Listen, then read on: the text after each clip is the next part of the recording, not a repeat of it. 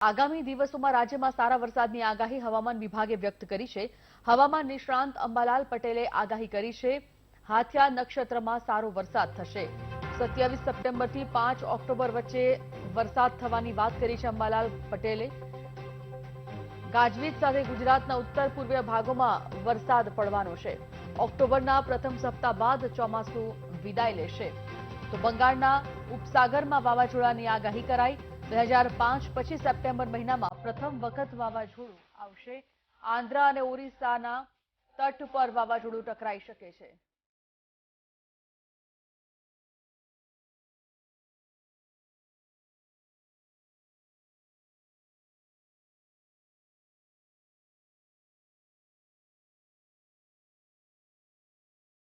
હવામાન નિષ્ણાંત અંબાલાલભાઈ પટેલ આપણી સાથે જોડાઈ ગયા છે ફોન લાઈન પર।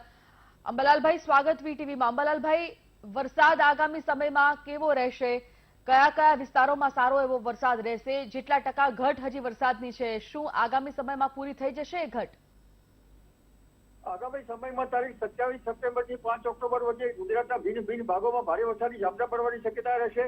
ઉપરાંત બંગાળના ઉપસાગરમાં એક ચક્રવાતી તોફાન બની રહેવાની શક્યતા રહેશે, જે આંધ્ર અને ઓરિસ્સા કિનારે ટકરાશે, જેના લીધે દેશના મધ્ય ભાગો ઉપરાંત મહારાષ્ટ્રના ભાગો, દક્ષિણ ભાગો ઉપરાંત મધ્યપ્રદેશના ભાગો અને ઉત્તર પૂર્વીય ગુજરાતના ભાગો, મહેસાણાના ભાગો ઉપરાંત દક્ષિણ સૌરાષ્ટ્રના ભાગો અને સૌરાષ્ટ્રના ભિન્ન ભિન્ન ભાગોમાં ભારે વરસાદની ઝાપટા પડવાની શક્યતા રહેશે।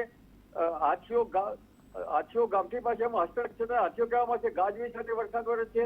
જોકે આ વરસાદથી ઉભા કૃષિ પાકો પર નુકસાન થવાની ધારતી રહે છે, એટલે ચોમાસું આ વખતે ભારે વરસાદનું વહાલ લઈને આવી રહ્યું છે અને બંગાળના ઉપસાગરમાં લગભગ ઘણા વર્ષો પછી એક નવી સિસ્ટમ વાવાઝોડાને તૈયાર થઈ રહી છે। જી બિલકુલ, જતા જતા જે સારો વરસાદ અંબાલાલભાઈ અત્યારે નોંધાઈ રહ્યો છે। શરૂઆતમાં વરસાદે જ્યારે વિરામ લીધો ત્યારે સૌ કોઈ વરસાદની રાહ જોઈ રહ્યા હતા। પાકને પણ વરસાદના વગર નુકસાની વેઠવી પડી હતી। હવે વધારે વરસાદથી પાકને પણ નુકસાન છે અને સાથે જ હવે જે સપ્ટેમ્બર મહિનામાં આપે જણાવ્યું કે વાવાઝોડાની પણ શક્યતા છે। કેવો આગામી સમયમાં વરસાદ અને ક્યાં સુધીમાં વરસાદની વિદાય રહેશે?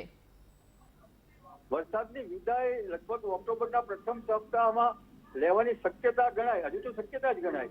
એટલે વરસાદની વિદાય અંગે આમ તો 23 સપ્ટેમ્બર પછી વરસાદની સૂર્ય દક્ષિણ ગોળાર્ધમાં આવતા જમ્મુ કાશ્મીરના હિમાલયના ટોચના ભાગમાં વિદાય થતી હોય છે, પરંતુ આ વખતે હજુ વરસાદની વિદાય થવાની શક્યતા જણાતી નથી।